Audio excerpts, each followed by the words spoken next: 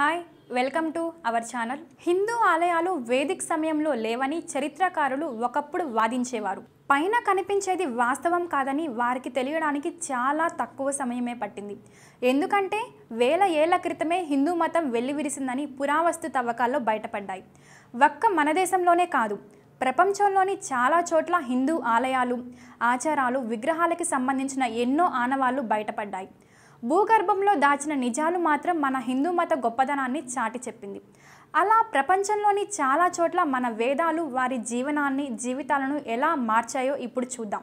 ప్రపంచంలోని చాలా మతాలకి మూలం మన వేదాలే. ఇది అవునన్నా కాదన్నా నిజమంటారు ప్రముఖ చరిత్రకారుడు పిఎన్ఓ.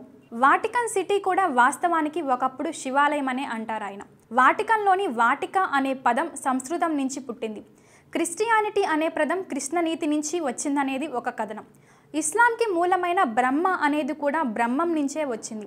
కాకపోతే నమ్మకాలు, ఆచారాలు విరుద్ధంగా పెట్టుకున్నారు, కానీ మూలం మాత్రం వేదాలేననేది ఆయన ఖచ్చితంగా నమ్ముతారు. ఆకాశం నుంచి చూస్తే శివుడు నామాల మాదిరిగానే వాటికన్ నిర్మాణం ఉంటుంది. వాటికా అంటే ఒక కేంద్రం అని అర్థం, లేదంటే ఒక స్థలాన్ని కూడా వాటిక అంటారు. యజ్ఞవాటిక అనే పదంతో ఒకప్పుడు ఋషులు పిలిచేవారు. ఇక ఒకప్పుడు రోమ్లో తవ్వకాలు జరిపినప్పుడు శివలింగాలు కూడా బయటపడ్డాయి. అందులో ఒక లింగాన్ని రోమ్ మ్యూజియంలో భద్రపరిచారని చెప్తారు. రోమ్లోని జార్జియస్ ఎట్రుస్కన్ మ్యూజియంలో చాలా పాతకాలం నాటి వస్తువులు ఉన్నాయి. తవ్వకాల్లో దొరికిన 9వ శతాబ్దపు ఆనవాళ్లు కూడా ఇందులో ఉంచడం విశేషం. అయితే మొదటి శతాబ్దంలో బలవంతంగా అక్కడ ఉన్నవారికి క్రిస్టియానిటీ ఆపాదించారని కొంతమంది చరిత్రకారులు అంటారు. వాస్తవానికి అక్కడ ముందు శివుడినే జనం దేవుడిగా భావించారనే మరో కథనం కూడా వార్తల్లో ఉంది. క్రీస్తు శకం 1వ శతాబ్దంలో అక్కడి ప్రజలు క్రైస్తవ మతంలో చేరక ముందు వాటికన్ ప్రాంతమంతా హిందూ మత కేంద్రంగా ఉందని బయటపడ్డ ఆధారాల ప్రకారం చెప్పుకోవచ్చు. కానీ అక్కడున్న వారంతా క్రైస్తవులు కావడం విశేషం. మన చరిత్ర, మన హిందూ సంస్కృతి ఎంత ప్రాచీనమైనదో తెలియాలంటే కాంబోడియాలోని అంగోకర్ టెంపుల్ని చూడాల్సిందే. ఇది 900 ఏళ్ల క్రితం కట్టారు. ఏ మతం పుట్టలేదు, మరే మతం వెలుగులోకి రాకముందే ఇక్కడ సంస్కృతి వెల్లివిరిసింది. ఇక్కడ ధనవంతులైన హిందువులు, రాజులు తమ ఇష్ట దేవాలను ఇలా గుడుల్లో ప్రతిష్ఠించుకున్నారు. మరే మతానికి ఇలాంటి గుడులు, ఆనవాళ్లు లేవని ప్రతి హిందువు గర్వంగా చెప్పుకోవచ్చు. అది కూడా దేశం కాని దేశంలో. సియర్ రేప్ పట్టణం కాంబోడియాకు గుండెకాయ లాంటిది. టోన్లో సాప్ సరస్సు పక్కన ఉన్న అతి సుందరమైన ఈ గుడిని జీవితంలో ఒక్కసారైనా ప్రతి హిందువు చూడాలి. అలానే ఈ ఆలయమే కాదు, సియర్ రేప్లో కొన్ని వందలాది టెంపుల్స్ మన సంస్కృతి గొప్పతనాన్ని ప్రపంచానికి చాటుతున్నాయి. ఇక్కడ ఎన్నో బుద్ధిస్ట్ టెంపుల్స్ కూడా సుందరంగా కనువిందు చేస్తున్నాయి. శివుడు, విష్ణువు ఆలయాలు 1 మైలు చదరపు అడుగుల పరిధిలో అందంగా కనిపిస్తాయి. రంగులు వెలిసిపోవచ్చు, కానీ రాళ్లపై చెక్కిన శిలాశాసనాలు, దేవుడి మాటలు అన్ని హిందూ మత సంస్కృతిని ప్రపంచానికి చాటుతున్నాయి. హిందూ మతం పుట్టింది భారత్లో అయినా హిందూ మతానికి కంబోడియా కేంద్ర బిందువు అని చెప్పచ్చు. ఇక హరప్పాలో ప్రముఖ ఆర్కియాలజిస్ట్ ఎంఎస్ వ్యాట్ దాదాపు 5000 ఏళ్ల క్రితం నాటి శివలింగాన్ని ప్రపంచానికి చూపించారు. విగ్రహారాధన, హిందూ సంస్కృతి అనేది ఆనాటి నుంచే ఉందనడానికి హరప్పా ఆలయాలు నిలువెత్తు నిదర్శనం. ఇక తమిళనాడులో ఒక బ్రాహ్మణుడు రాసిన రాతలు జార్పై ఉండడం ఈజిప్టు పురావస్తు శాఖ వారిని షాక్ గురి చేసింది. అది కూడా క్రీస్తు పూర్వం ఒక జార్పై తమిళ బ్రాహ్మణుడు రాసిన పదాలు ఆయన పేరు మట్టితో చేసిన పాత్రపై ఉన్నాయి. అయితే ఇన్నేళ్ళైనా కూడా ఆ పాత్ర ముక్కలైంది కానీ పాడు కాలేదు. దాని కొంత భాగం బ్రిటన్ మ్యూజియంలో ఉంది. అయితే ఇండియా నుంచి దీనిని క్రీస్తు పూర్వమే ఈజిప్టుకు తెచ్చి ఉంటారని ఆర్కియాలజిస్టులు చెప్పుకున్నారు. ఎందుకంటే ఇది తప్ప మరో ఆధారం దొరకపోవడంతో భారత్లో తయారై ఉంటుందనేది వారి థియరీ. 1900 ఏళ్లకు ముందు నాటి వినాయకుడి విగ్రహం ఓమన్లో దొరికింది. చారిత్రక ప్రదేశమైన సింహూరంలో ఈ స్టాచ్యూ దొరకడం విశేషం. అయితే భారత్ నుంచి ప్రపంచానికి ఎగుమతులు అయ్యేవనడానికి ఈ విగ్రహం ఉదాహరణ అని చెప్తున్నారు. అయితే ఆనాటి హిందువుల ఓమన్కు భారత్ నుంచి ఈ విగ్రహాన్ని తెప్పించుకుని ఉంటారని చరిత్రకారులు చెప్తున్నారు. ఇక ఇండోనేషియాలో ఎటు చూసినా హిందూ సంస్కృతి ఆనవాళ్లు కనిపిస్తాయి. నేలపై చూసినా, నేల లోపల తవ్విన 13వ శతాబ్దం నుంచి 15వ శతాబ్దం వరకు హిందూ ఆలయాలు, దేవుడు విగ్రహాలు, ఆయుధాలు దొరికాయి.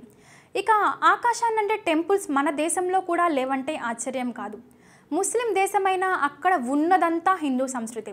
వారి మతాచారం ఎలా ఉన్నా హిందూ దేవులను కూడా కొలుస్తుంటారు జనం. ఇక్కడ ఇస్లామిక్ యూనివర్సిటీలు ఆర్కియాలజిస్టులు భూమి లోపల శివలింగం, గణేశుడి విగ్రహాలను కనిపెట్టారు. పూర్వం ఇక్కడ హిందువులే ఉన్నారనడానికి ఇది ఒక ప్రత్యక్ష సాక్ష్యం అంటున్నారు పురావస్తు శాస్త్రవేత్తలు. అలానే స్పెయిన్లో కూడా ఆంజనేయ స్వామి విగ్రహం ప్రత్యేకత తెలుసుకొని తీరాల్సిందే. చార్లెస్ లిండెన్ బర్గ్ అనే సైంటిస్ట్ కొన్నేళ్ల క్రితం అక్కడి అడవుల్లో రీసెర్చ్ చేస్తుండగా ఆంజనేయ స్వామి విగ్రహం కనిపించింది. అది కూడా రాయికే చెక్కి ఉండడం విశేషం. చేతిలో గదతో ఉన్న ఆ అద్భుత నిర్మాణాన్ని ప్రపంచానికి పరిచయం చేశాడు. అయితే మనం ఆంజనేయ స్వామి అని పిలిస్తే స్థానికులు దానికి మంకీ గాడ్ అంటారు. పూర్వం ఇక్కడ ఆంజనేయ స్వామి భక్తులు ఉన్నారనడానికి ఇదే ఉదాహరణ.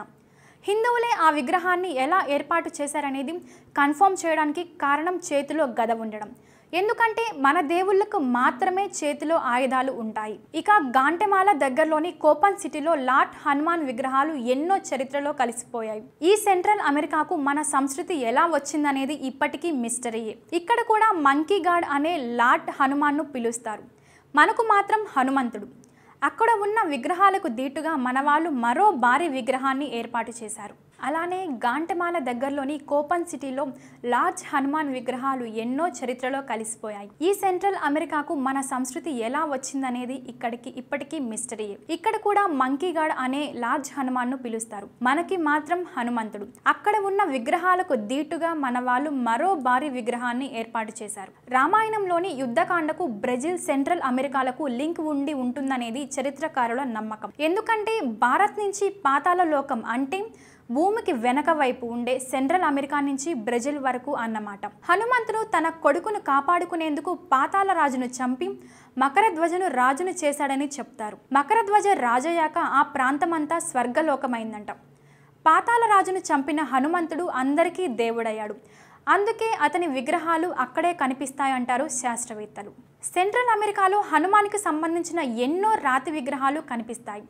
ఈ హనుమాన్ విగ్రహాన్ని చూసే ఎంతో పవర్ఫుల్ అమెరికన్ మ్యాన్గా చెప్పుకునే పాల్ బన్యన్ పుట్టుకొచ్చాడని మరో కథ. పాల్ బన్యన్కి శక్తి ఎక్కువ. ఎంతటి గొప్పవారినైనా ఓడిస్తారు. తెలివిలో, బలంలో అన్నింటిలో కింగ్. ఇంకా చెప్పాలంటే ఫస్ట్ సూపర్ మ్యాన్ అని కూడా చెప్తారు.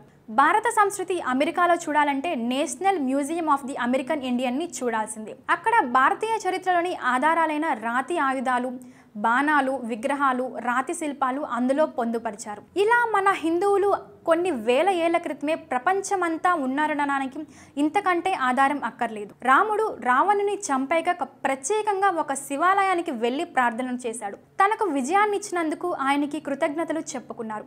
ఆ ఆలయమే శ్రీలంకలోని మున్నేశ్వరం అనే ప్రాంతంలోని మున్నేశ్వర ఆలయాలం. ఇక్కడికి రాముడితో పాటు ఆంజనేయ స్వామి సహా దేవతలంతా రాముడితో కలిసి వచ్చారట.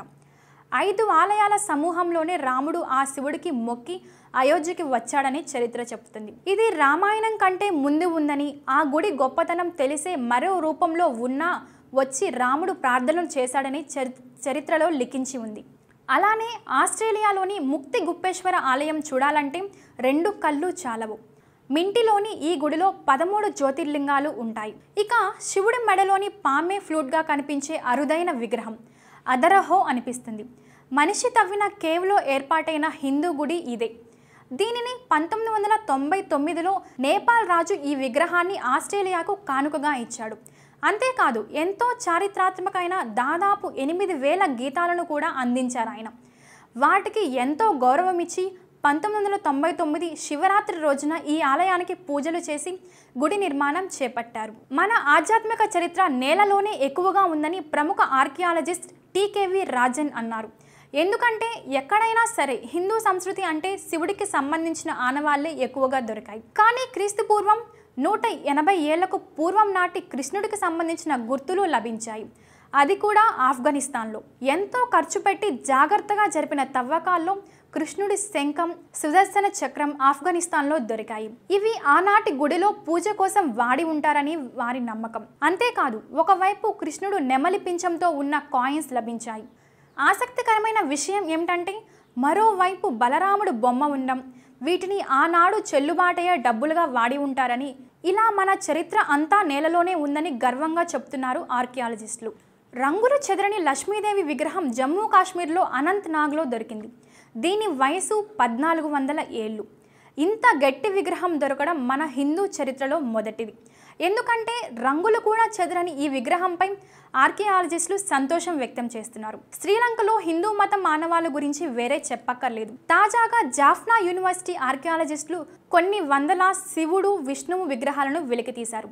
ఇలానే రష్యాలో కూడా 1700 ఏళ్ల నాటి విష్ణుమూర్తి విగ్రహం లభించింది. దానిని ప్రముఖ మ్యూజియంలో దాచిపెట్టారు అక్కడి ఆర్కియాలజిస్టులు. అయితే భారత్తో లింకు ఉన్న వస్తువులు, కాయిన్స్, శిలా విగ్రహాలు బయటపడడంతో ఇక్కడి నుంచి కొంతమంది శాస్త్రవేత్తలు వెళ్ళి వాటి ఆధారాలను సేకరించారు. అయితే ఆ వస్తువులను మనకి ఇచ్చేందుకు ఆ దేశం ఒప్పుకోలేదు. కానీ రీసెర్చ్కు సహకరిస్తామని చెప్పడం విశేషం. ద్వారక ప్రపంచంలోని మిస్టీరియస్ ప్లేస్. తాజాగా ఒక ఆనవాలు ఆర్కియాలజిస్టులకు దొరికింది. మొత్తం చెక్కతో చేసిన ద్వారక నిర్మాణం నీటిలో లభించింది.